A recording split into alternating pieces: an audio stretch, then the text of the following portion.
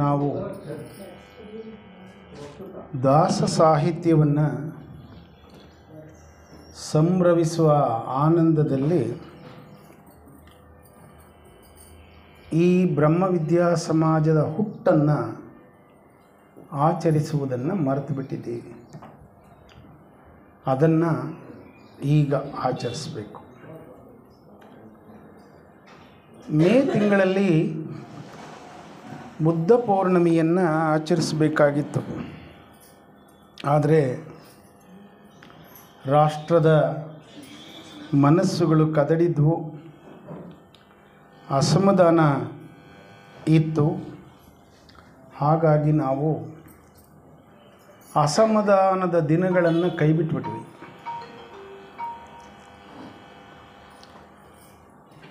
ಇನ್ನು ಆಷಾಢ ಪೌರ್ಣಮಿಯನ್ನು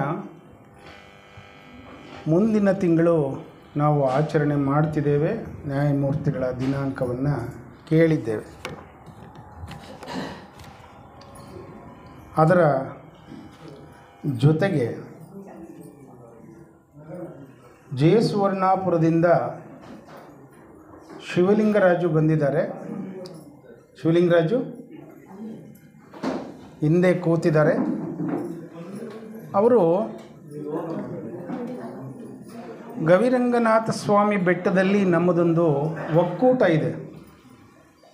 ಅದಕ್ಕೆ ಇಂಥ 15 ಬ್ರಹ್ಮವಿದ್ಯಾ ಸಮಾಜಗಳು ಸೇರ್ತವೆ. ಆ ಒಕ್ಕೂಟದ ಅಧ್ಯಕ್ಷರು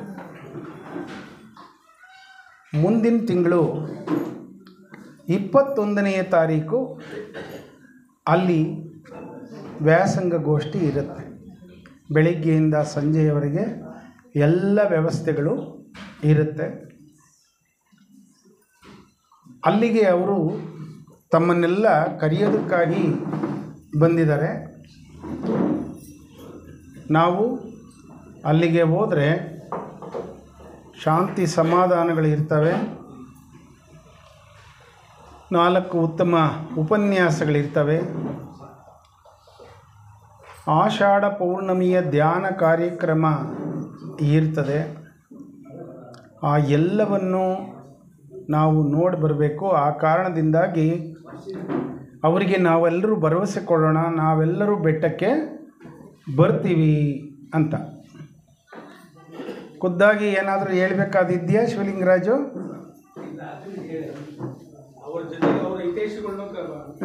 ಅವರ ನಿಮ್ಮ ಹಿತೈಷಿಗಳನ್ನು ಸಹ ಕರ್ಕೊಂಡು, ಯಾರಿಗೆ ಬುದ್ಧನ ಜ್ಞಾನ ಬೋಧನೆ ಆಗಬೇಕಾಗಿದೆಯೋ ಅವರೆಲ್ಲರನ್ನು ಕರ್ಕೊಂಡು ಬೆಳಗ್ಗೆ 8:15 ಅಲ್ಲಿರಂಗೆ ಹೋಗಬೇಕು.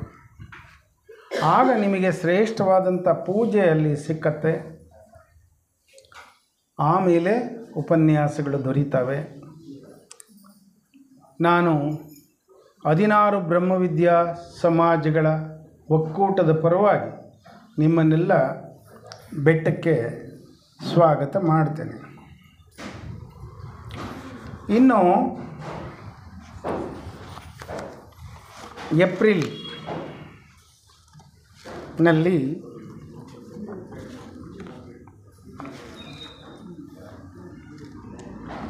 ಹತ್ತೊಂಬತ್ತು 4/1968ರಲ್ಲಿ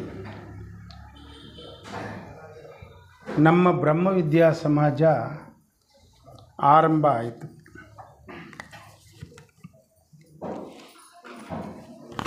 DN ರಾಮಚಂದ್ರ ಶ್ರೇಷ್ಠಿಯವರು, RE ನಾಗರಾಜಗುಪ್ತರು, ಮೋಹನ್ ರಾವ್, ಮರಿಯಾ ನಾಯ್ಕ, ನಂಜುಂಡಪ್ಪ, ಲಕ್ಷ್ಮಣ್ ಸಿಂಗ್, ಬಾಬುರಾವ್, ರುದ್ರಯ್ಯ, BN ವೆಂಕಟೇಶ ಮೂರ್ತಿ ಇವರುಗಳು ಈ ಬ್ರಹ್ಮವಿದ್ಯಾ ಸಮಾಜವನ್ನು ಸ್ಥಾಪಿಸಿ 66 ವರ್ಷಗಳು ಇಲ್ಲಿಗೆ ಆಯಿತು. ಆಗ ನಮಗೆ ಅಂತಾರಾಷ್ಟ್ರೀಯವಾಗಿ ಬಂದಂಥ ಸರ್ಟಿಫಿಕೇಟ್ಗಳನ್ನು ನಾವು ಅಲ್ಲಿ ಹಾಕಿದ್ದೀವಿ. ಕೆಳಗಡೆ ಸಾಲಿನಲ್ಲಿರೋ 2 ನೀವು ಅವುಗಳನ್ನು ನೋಡ್ಬೋದು. ಅದರಲ್ಲಿ ಉತ್ತರದ್ದು ನಮ್ಮ ಬ್ರಹ್ಮವಿದ್ಯಾ ಸಮಾಜದ ಸರ್ಟಿಫಿಕೇಟ್. ದಕ್ಷಿಣದಲ್ಲಿರೋದು ಗುರುಬಸಪ್ಪನವರು ಸ್ಥಾಪನೆ ಮಾಡಿದಂಥ ಸೇವಾ ವಿಭಾಗದ ಸನ್ನದು. ಅವೆರಡೂ ನಮ್ಮ ಸನ್ನದುಗಳು. ಆ ಸನ್ನದುಗಳನ್ನು ಚಾರ್ಟರ್ಸ್ ಅಂತ ನಾವು ಕರಿತೇವೆ. ಆ ಚಾರ್ಟರ್ಸನ್ನು ಕೂಡ ನಾವು ಪೂಜೆ ಮಾಡ್ತೇವೆ. ಇಲ್ಲಿಗೆ 66 ವರ್ಷಗಳಾಯಿತು. 68, 69ರಿಂದ 1980ರ ಒಳಗೆ 86 ಜನ ಸದಸ್ಯರು ಈ ಬ್ರಹ್ಮವಿದ್ಯಾ ಸಮಾಜಕ್ಕೆ ಸೇರಿದರು. ಅವರು ಯಾರೂ ಈಗ ಬದುಕಿಲ್ಲ. ಮೊನ್ನೆ ವಿಜಯಲಕ್ಷ್ಮಮ್ಮ ಹೋಗುವುದರೊಂದಿಗೆ ನಮಸ್ತೆ ಬನ್ನಿ, ಎಲ್ಲರೂ ಕೂಡ 86 ಜನನು ಸ್ವಸ್ಥಾನಕ್ಕೆ ಹೋದಂತೆ ಆಯಿತು. 1983ರಿಂದ 2000 ಅವಧಿಯಲ್ಲಿ ಮತ್ತೆ 117 ಜನ ಸೇರಿದರು. ಅದರಲ್ಲಿ 106 ಜನ ಸ್ವಸ್ಥಾನಕ್ಕೆ ಹೋಗಿದ್ದಾರೆ. ಇನ್ನು 11 ಜನ ನಾವು ಇದ್ದೇವೆ. ಅದರಲ್ಲಿ ಎಂ ಶುಭಾ ಅವರು 1ನೇಯವರು ಈ ಬ್ರಹ್ಮವಿದ್ಯಾ ಸಮಾಜಕ್ಕೆ, 2ನೇಯವರು ರೇಣುಕಮ್ಮ, 3ನೇಯದು ದಾಕ್ಷಾಯಿಣಮ್ಮ. ಇವತ್ತು ಪ್ರಾರ್ಥನೆ ಮಾಡಬೇಕಾಗಿತ್ತು, ಇವತ್ತು ಅವರೆಲ್ಲಿಗೋ ಹೋಗಬೇಕಾಯಿತು, ಹೋಗಿದ್ದಾರೆ. 5ನೇದು ಸುಬ್ರಹ್ಮಣ್ಯ ಶೆಟ್ಟರು, 6ನೇದು ಗೌರಮ್ಮ, 7ನೇದು ನಾವು ಬರ್ತಾಯಿದ್ದೀವಿ ಬ್ರಹ್ಮವಿದ್ಯಾ ಸಮಾಜಕ್ಕೆ. ಇನ್ನು ಬರದೇ ಇರೋರು 5 ಜನ ಇದ್ದಾರೆ. ಅವರು ಸುಭಾಷಿಣಿಯವರು, ನನ್ನ ಪತ್ನಿ ವಿಜಯಲಕ್ಷ್ಮಿ, ಗಂಗಾಧರಪ್ಪ, ರಂಗಸ್ವಾಮಿ, HK ನಾಗರಾಜಪ್ಪ. ಎಷ್ಟು ಜನ ಜೀವಂತವಾಗಿದ್ದಾರೆ, ಅವರಿಗೆ ಬರೋಕ್ಕೆ ಆಗ್ತಾ ಇಲ್ಲ. ಇನ್ನು ಈ ಅವಧಿಯಲ್ಲಿ ಬ್ರಹ್ಮವಿದ್ಯಾ ಸಮಾಜ ಹಲವಾರು ಕಷ್ಟಗಳನ್ನು ಅನುಭವಿಸಿ ಕಾರ್ಯಗಳನ್ನು ಮಾಡ್ತಿತ್ತು. 2001ರಿಂದ 2010ರವರೆಗೆ RJ ಗೀತಾ, ಅನಸೂಯಮ್ಮ, ರಾಜಶೇಖರ ರೆಡ್ಡಿ, ಸರಳಮ್ಮ, ವಂಜಾಕ್ಷಮ್ಮ ಇವರೆಲ್ಲ 43 ಜನ ಸೇರಿದರು. ಅದರಲ್ಲಿ 37 ಜನ ಸ್ವಸ್ಥಾನಕ್ಕೆ ಹೋಗಿದ್ದಾರೆ, ಉಳಿದವರು ಬರ್ತಾ ಇದ್ದಾರೆ. 2011ರಿಂದ 2020ರ ಒಳಗೆ ನಾರಾಯಣ ಗುರುಗಳು, ಚಲುವರಾಜ ನ್ಯಾಯಮೂರ್ತಿಗಳು ಸೇರಿ 64 ಸದಸ್ಯರ ಒಂದು ಶಕೆ ಪ್ರಾರಂಭ ಆಗತ್ತೆ. ಅದರಲ್ಲಿ 10 ಜನ ಮಾತ್ರ ಇಲ್ಲ, ಉಳಿದವರೆಲ್ಲರೂ ಹಾಜರಾಗ್ತಾ ಇದ್ದಾರೆ. ಈ ಅವಧಿಯನ್ನು ನಾವು ನಮ್ಮ ಬ್ರಹ್ಮವಿದ್ಯಾ ಸಮಾಜದ ಸುವರ್ಣಕಾಲ ಅಂತ ಕರೀತೇವೆ.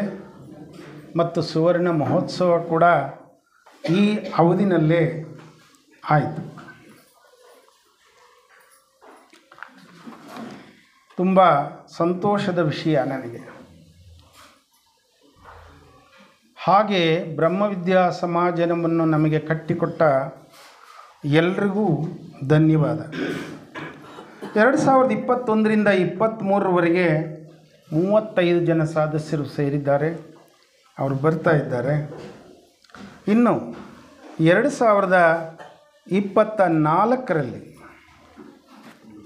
ಮತ್ತೆ 12 ಜನ ಸೇರಿದ್ದಾರೆ. ಇನ್ನೂ 10 ಜನ ಸರದಿಯಲ್ಲಿ ಇದ್ದಾರೆ. ಅವರನ್ನು 2025ರಲ್ಲಿ ಸೇರಿಸೋಣ ಅಂತ ನಾವು ಅಂದ್ಕೊಂಡಿದ್ದೀವಿ. ಈ ಹಿನ್ನೆಲೆಯಲ್ಲಿ ನಾವೆಲ್ಲರೂ ಏಪ್ರಿಲ್ನಲ್ಲಿ ನಾವು ಈ ಸಂತೋಷವನ್ನು ಹಂಚಿಕೊಳ್ಬೇಕಾಗಿದ್ದಂಥ ನಮ್ಮ ಲಾಡ್ಜಿನ ಯಶಸ್ಸನ್ನು ಈಗ ಹಂಚ್ಕೊಳ್ಳೋಣ. ಹಳೇಪಾಳ್ಯದ ಸೋದರ ಮೋಹನ್ ಬಂದಿದ್ದಾರೆ. ಅವರು ನಮ್ಮ ಬ್ರಹ್ಮವಿದ್ಯಾ ಸಮಾಜದಲ್ಲಿ ಮೇಲೆ ಒಂದು ದೇವಸ್ಥಾನ ಇದೆ, ಅದರ ಮಾದರಿಯನ್ನು ಅಳತೆ ತಗೊಂಡು ಹೋಗೋದಕ್ಕಾಗಿ ಬಂದಿದ್ದಾರೆ. ಈ ಅವಧಿಯಲ್ಲಿ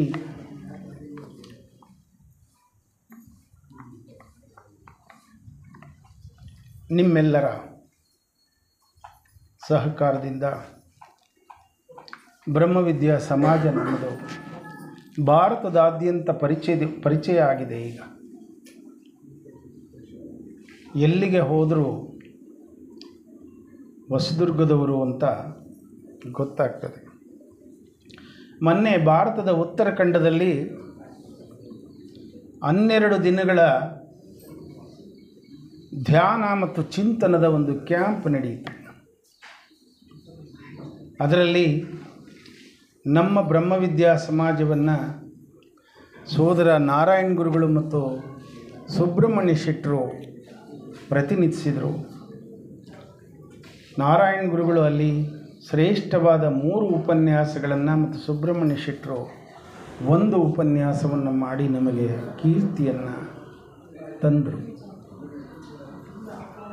ಬಹುಶಃ ಬ್ರಹ್ಮವಿದ್ಯಾ ಸಮಾಜದ ಶ್ರಮ ಮತ್ತು ಸಾಧನೆ ಎಷ್ಟಿದೆ ಅನ್ನೋದಕ್ಕೆ ಇವರ ಉದಾಹರಣೆ ಸಾಕಾಗುತ್ತೆ. ಒಬ್ಬರಿಗೆ 81 ವರ್ಷ, ಇನ್ನೊಬ್ಬರಿಗೆ 85 ವರ್ಷ. ಅವರಷ್ಟು ಮಾಡ್ತಾ ಇರುವಾಗ ಅವರಿಗಿಂತ ಚಿಕ್ಕವರಾಗಿ ನಾವು ಬಹಳಷ್ಟನ್ನು ಮಾಡಬೇಕಾಗಿದೆ. ಆ ಹಿನ್ನೆಲೆಯಲ್ಲಿ ಬ್ರಹ್ಮವಿದ್ಯಾ ಸಮಾಜದ ಕಾರ್ಯಗಳನ್ನು ಸಮೃದ್ಧವಾಗಿ ವಿಸ್ತರಿಸಿ ಮಾಡೋಣ ಅಂತ ಕೋರ್ತೇನೆ. ಮೊಬೈಲ್ ದಯವಿಟ್ಟು ಮ್ಯೂಟ್ ಮಾಡಿಬಿಡಿ. ದಯವಿಟ್ಟು ಗೊತ್ತಿಲ್ಲದಿದ್ದರೆ ಪಕ್ಕದವ್ರನ್ನ ಕೇಳಿ ಮ್ಯೂಟ್ ಮಾಡಿಬಿಡಿ, ಇಲ್ಲ ಆಫ್ ಮಾಡಿಬಿಡಿ. ಈಗ ನ್ಯಾಯಮೂರ್ತಿಗಳು ವೇದಿಕೆಗೆ ಬರಬೇಕು ಅಂತ ನಾನು ಕೋರ್ತೇನೆ.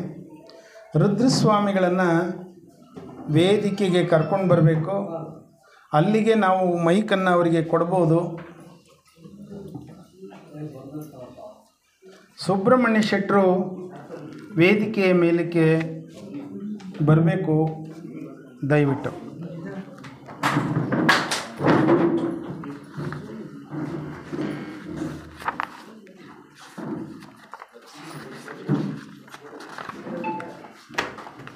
ಬನ್ನಿ.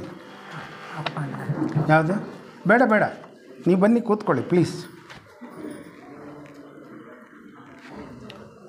ಈಗ ಬುದ್ಧ ಪೌರ್ಣಮಿಯನ್ನು ಕುರಿತು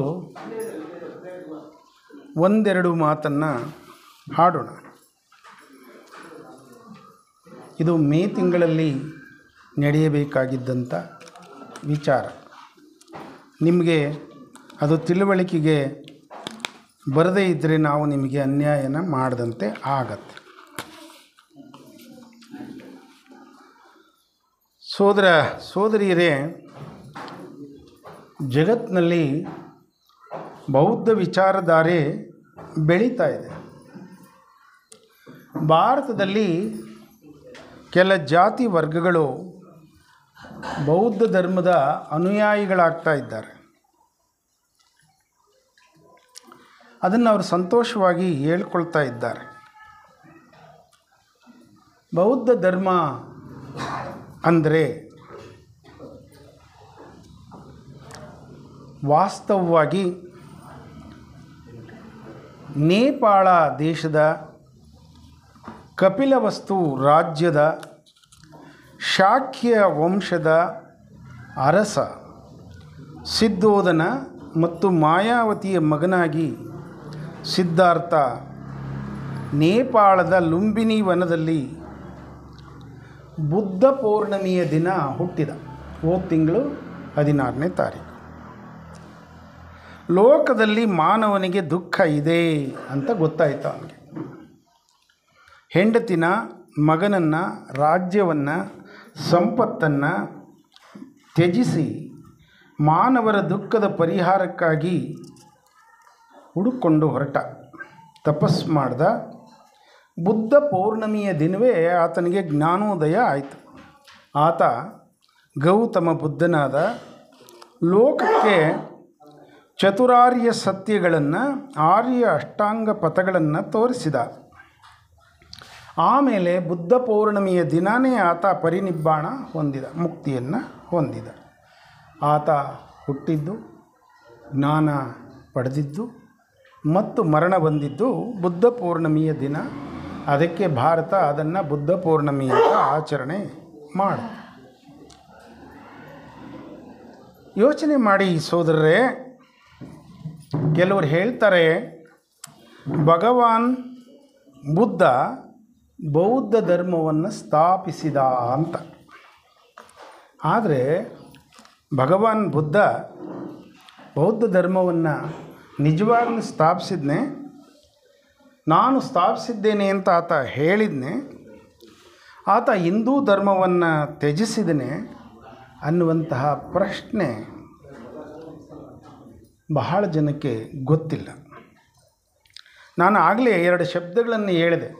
ಒಂದು ಚತುರಾರ್ಯ ಸತ್ಯ ಅಂತ, ಇನ್ನೊಂದು ಆರ್ಯ ಅಷ್ಟಾಂಗ ಪಥ ಅಂತ. ಈ 2 ಶಬ್ದಗಳಲ್ಲಿ ಆರ್ಯ ಅನ್ನುವಂಥ ಶಬ್ದ ಬಂದಿದೆ. ಹಾಗಿದ್ದರೆ ಬುದ್ಧ ಚತುರಾರ್ಯ ಸತ್ಯಗಳನ್ನು ಆರ್ಯರಿಗೆ ಹೇಳಿದ, ಅಷ್ಟಾಂಗ ಪಥಗಳನ್ನು ಆರ್ಯರಿಗೆ ಬೋಧಿಸಿದ. ಓಕೆ, ಅದನ್ನು ನಮ್ಮ ಸೋದರರು ಹೇಳೋದಕ್ಕೆ ಸಿದ್ಧರಾಗಿದ್ದಾರೆ. ಬಹಳ ಸಂತೋಷ. ನಾನು ಅದನ್ನು ಮೊಟಕು ಮಾಡಿಬಿಡ್ತೀನಿ.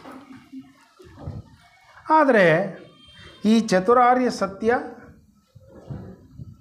ಮತ್ತು ಅಷ್ಟಾಂಗ ಪಥ ಇವು ಬಹಳ ಸುಲಭವಾಗಿ ನಮಗೆ ಸಿಕ್ಕಿಬಿಡ್ತವೆ. ಅಷ್ಟಾದರೆ ನಾವು ಬೌದ್ಧ ಧರ್ಮವನ್ನು, ಬೌದ್ಧ ತೋರಿಸಿದ ಮಾರ್ಗವನ್ನು ತಿಳ್ಕೊಂಡು ಬಿಟ್ವಿ ಅಂತ ಭಾಳ ಜನ ತಿಳ್ಕೊಂಡಿದ್ದಾರೆ. ಅದು ತಪ್ಪು. ಹಾಗೆ ಯಾರಾದರೂ ತಿಳ್ಕೊಂಡಿದ್ದರೆ ಅವರಿಗೆ ಬೌದ್ಧ ಧರ್ಮ ಗೊತ್ತೇ ಇಲ್ಲ ಅಂತ ಅರ್ಥ. ಸುಲಭವಾಗಿದೆ, ನಿನಗೆ ಅನುಕೂಲವಾಗಿ ನಾನು ಅದನ್ನು ಬೋಧನೆ ಮಾಡಿ ನಿನಗೆ ಪುಣ್ಯ ಕಲಿಸ್ಕೊಟ್ಬಿಡ್ತೀನಿ ಅಂತ ಯಾರಾದರೂ ಹೇಳಿದರೆ ಅವ್ರನ್ನ ಅದರಲ್ಲೇ ಜೀವನ ಮಾಡುವ ಪುರೋಹಿತರು ಅಂತ ತಿಳ್ಕೋಬೇಕು.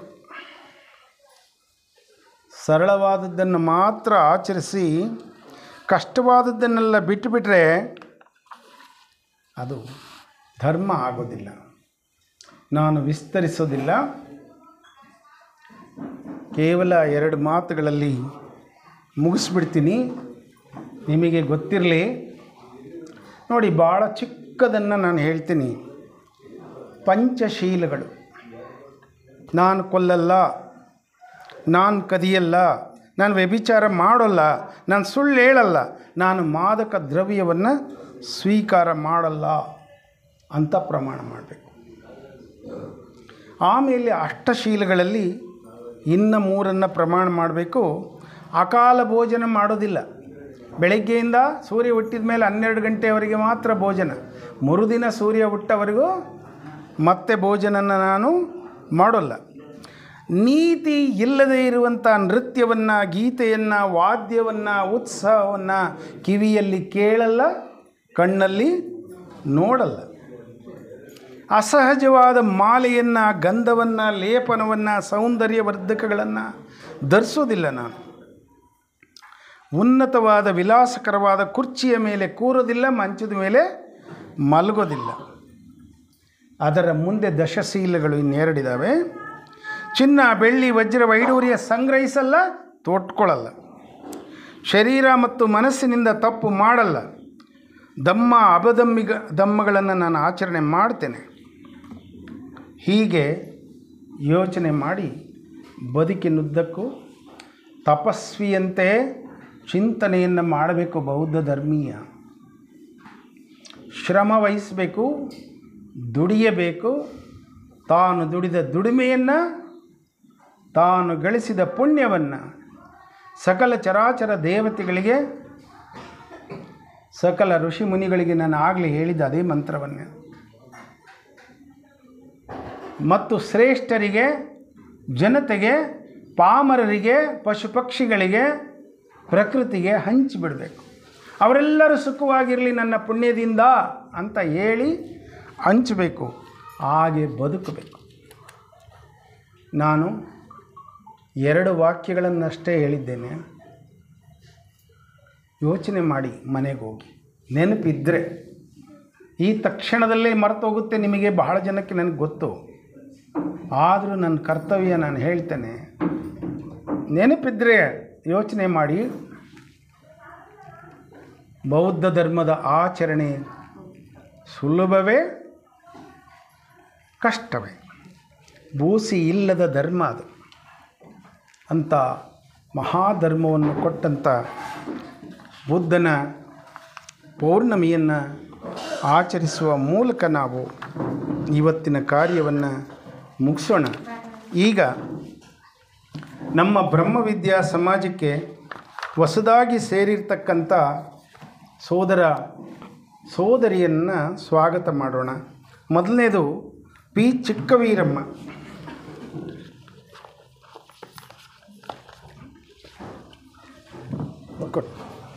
ಚಿಕ್ಕವೀರಮ್ಮ ಬನ್ನಿ.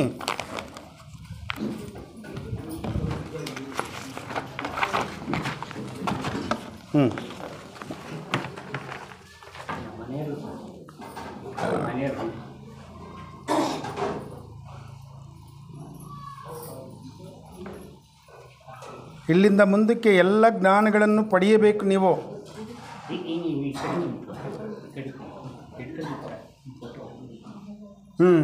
ಫೋಟೋ ಯಾರು ಹೊಡಿತಾ ಇಲ್ವಲ್ಲ? ಸುಬ್ಬಣ್ಣರೇ ಹೋಗಬೇಕು. ಇಲ್ಲ ನನ್ನ ಮೊಬೈಲ್ ತಗೊಳ್ಳಿ. ಬಂದರು.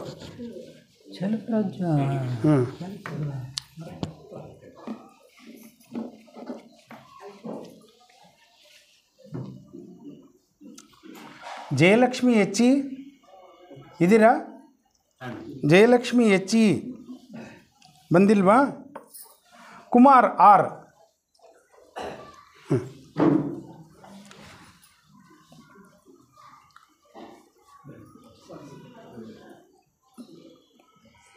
ನಿಮಗೆ ಕೊಟ್ಟಿರ್ತಕ್ಕಂಥ ಪುಸ್ತಕಗಳನ್ನು ಗಮನವಿಟ್ಟು ಓದಬೇಕು. ಕೇಶವಪ್ಪ ಎಂ. ಅತ್ಯಮೂಲ್ಯವಾದ ಪುಸ್ತಕಗಳವು. ಅದರಲ್ಲಿ ನಮ್ಮ ಬ್ರಹ್ಮವಿದ್ಯಾ ಸಮಾಜ ಬೆಳೆದು ಬಂದ ದಾರಿ ಒಂದು ಪುಸ್ತಕದಲ್ಲಿದೆ, ಮತ್ತು ನೀವು ಮರಣಿಸುವವರೆಗೂ ಬೆಳೆದು ಹೋಗ್ತಕ್ಕಂಥ ದಾರಿ ಇನ್ನೊಂದು ಪುಸ್ತಕದಲ್ಲಿದೆ. Nagabhushana Shetty.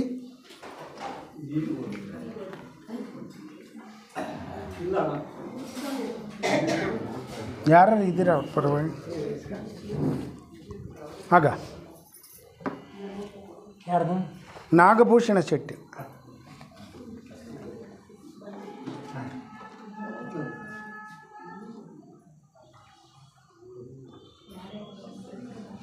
Nalini M R.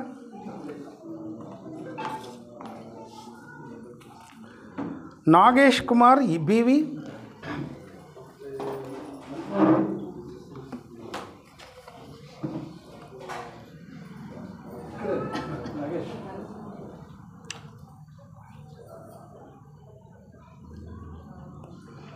Pushpalatha S.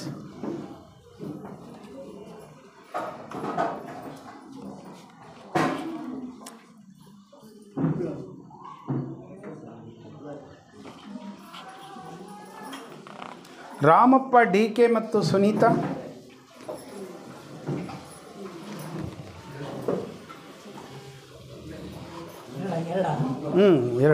ಎರಡಕ್ಕೂ ಒಂದೇ ಸೆಟ್ ಸಾಕು. ದಂಪತಿಗಳು ಒಂದು ಸೆಟ್ ತಗೊಳ್ಳಿ. ಇನ್ನೂ ಉಳಿಲಿ ಬುಕ್ಕುಗಳು. ಒಂದು ಮನೆಗೆ ಒಂದು ಪುಸ್ತಕ ಬಂದರೆ ಸಂತೋಷ ಪಡಿ. ಅವುಗಳನ್ನು ನಾವು ಉಚಿತವಾಗಿ ಕೊಡ್ತಾ ಇದ್ದೇವೆ. ವಿಜಯಲಕ್ಷ್ಮಿ ಪಿ.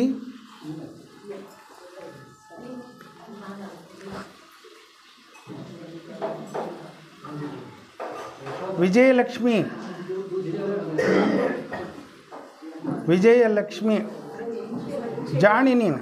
ಬರುವ ಆಮೇಲೆ ಸರಿ ನೋಡ್ಕೊಳ್ಳೋಣ ಇನ್ಷಿಯಲ್ನ.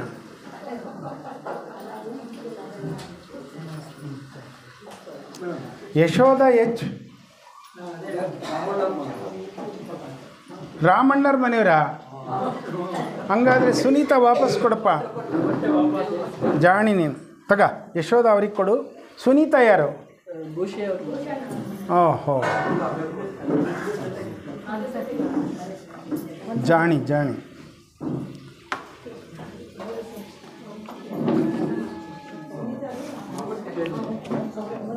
ಬ್ರಹ್ಮವಿದ್ಯಾ ಸಮಾಜಕ್ಕೆ ಸುಮ್ಮನೆ ಸೇರೋದಾದರೆ, ಬೇಜಾರಿಗೆ ಬರೋದಾದರೆ, ಮನರಂಜನೆಗೆ ಬರೋದಾದರೆ, ನೀವು ತಿಳಿದಂತೆ ಬದುಕೋದಾದರೆ ಶ್ರಮವಹಿಸಿ ಬರಬೇಕಾಗಿಲ್ಲ, ಕೆಲಸನ ಕೆಡಿಸ್ಕೋಬೇಕಾಗಿಲ್ಲ.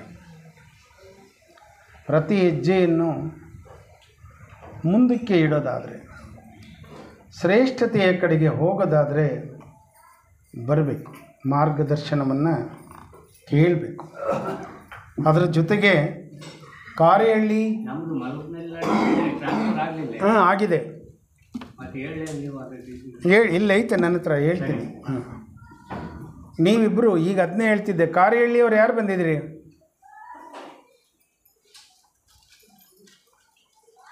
ಅವ್ರ ಮನೆಯಿಂದ ಹೋಗಿದ್ದಾರೆ ಇಲ್ಲಿಗೆ ಬರ್ತೀನಿ ಅಂತ.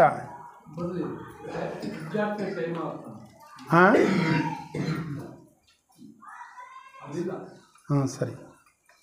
ಕಾರೇಹಳ್ಳಿಯ ಅವ್ರ ಹೆಸರೇನು? ಕಾರೇಹಳ್ಳಿಯ ಲೋಕೇಶ್ವರ್ ಮತ್ತು ಮಲ್ಲಪ್ಪನಹಳ್ಳಿಯ ವೀರಭದ್ರಪ್ಪ, ಇವರಿಬ್ಬರು ಕಾರೇಹಳ್ಳಿ ಮತ್ತು ಮಲ್ಲಪ್ಪನಹಳ್ಳಿಯಿಂದ ನಮ್ಮ ಬ್ರಹ್ಮವಿದ್ಯಾ ಸಮಾಜಕ್ಕೆ ವರ್ಗಾವಣೆಯಾಗಿದ್ದಾರೆ. ವೀರಭದ್ರಪ್ಪನವರಿಗೆ ಈ ಪುಸ್ತಕವನ್ನು ಕೊಡೋದ್ರ ಮೂಲಕ ಸ್ವಾಗತ ಮಾಡೋಣ. ಅವ್ರಿಗೆ ಈಗಾಗಲೇ ಡಿಪ್ಲೊಮೊ ಇದ್ದಾವೆ. ಅವು ಈ ಪ್ರಪಂಚದಲ್ಲಿ ಎಲ್ಲಿದ್ದರೂ ಒಂದೇ ಥರ ಇರ್ತವೆ, ಅವುಗಳೇನು ಬದಲಾಗೋದಿಲ್ಲ.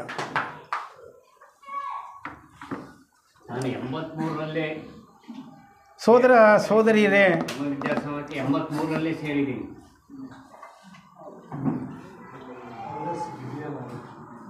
ಬ್ರಹ್ಮವಿದ್ಯಾ ಸಮಾಜದಲ್ಲಿ ಉಪನ್ಯಾಸ ಮಾಡೋದಕ್ಕೆ ಸೋದರ ಸೋದರಿಯರಿಗೆ ಸಮಾನವಾಗಿ ಅವಕಾಶಗಳಿವೆ. ಅದನ್ನು ನಾವು ಬಹಳ ಸಲ ನಿಮಗೆ ಹೇಳಿದ್ದೇವೆ.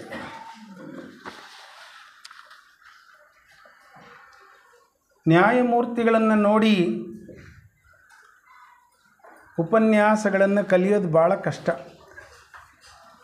ಯಾಕೆ ಅಂದರೆ ಲೌಕಿಕ ವಸ್ತು ವಿಷಯಗಳನ್ನು ಲೌಕಿಕ ಪದಗಳಲ್ಲಿ ಅಲೌಕಿಕವಾಗಿ ಅನುಭವಿಸ್ತಾ ಹೇಳುವಂಥ ಶಕ್ತಿ, ಮನಸ್ಸು ಅವರಿಗೆ ಕರಗತವಾಗಿದೆ. ಹಾಗಾಗಿ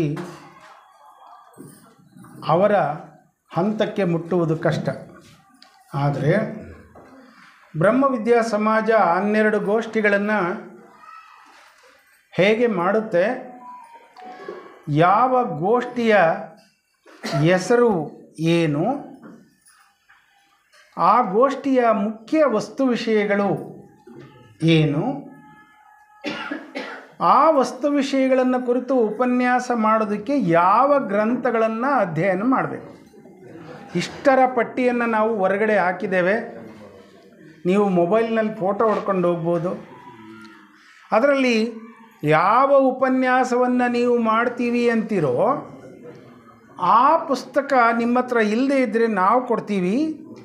ಅಧ್ಯಯನ ಮಾಡಿ ಉಪನ್ಯಾಸಕ್ಕೆ ಸಿದ್ಧರಾಗಿ ಪುಸ್ತಕನ ನಮಗೆ ವಾಪಸ್ ಕೊಡಬೇಕು.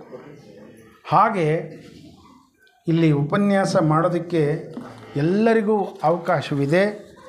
ಯಾವುದೋ ವಿಷಯನ ನೀವು ತಗೊಂಡು ಎಲ್ಲಿಯೋ ಪೇಪರ್ನಲ್ಲಿ ಓದಿದ್ದನ್ನು ತಗೊಂಡು ಉಪನ್ಯಾಸನ ಮಾಡಬಾರ್ದು. ನಾವು ವಿಶ್ವದ ಎಲ್ಲ ಧರ್ಮಗಳನ್ನು ಗೌರವಿಸ್ತೇವೆ, ಎಲ್ಲ ಧರ್ಮಗಳನ್ನು ಅಳವಡಿಸ್ಕೊಳ್ತೇವೆ. ಆದರೆ ಯಾವ ಧರ್ಮದ ಯಾವ ವಿಷಯ ಸಾಂಪ್ರದಾಯಿಕ ಒಗಟಾಗಿ ಕೂಡಿರುತ್ತೋ, ಯಾವುದು ಸರ್ವಧರ್ಮಗಳನ್ನು ಗೌರವಿಸಲ್ವೋ ಆ ಅಂಶಗಳನ್ನು ನಾವು ಬಿಟ್ಟಿರ್ತೇವೆ. ಪುರುಷ ಸ್ತ್ರೀಯನ್ನು ನಾವು ಬೇರೆ ಬೇರೆ ಮಾಡೋದಿಲ್ಲ. ಮನುಷ್ಯರ ಬಣ್ಣವನ್ನು, ಜಾತಿಯನ್ನು, ಮತವನ್ನು, ಭಾಷೆಯನ್ನು ಯಾವುದನ್ನು ಕಡೆಗಣಿಸೋದಿಲ್ಲ ನಾವು. ಆ ಕಾರಣದಿಂದ ಉಪನ್ಯಾಸಗಳಿಗೆ ಬೇಕಾಗಿರ್ತಕ್ಕಂಥ ವಸ್ತು ವಿಷಯಗಳ ಪಟ್ಟಿ ಹೊರಗಡೆ ಇದೆ, ಅದನ್ನು ತಾವು ತಗೊಳ್ಬೋದು. ಈಗ ಸೋದರ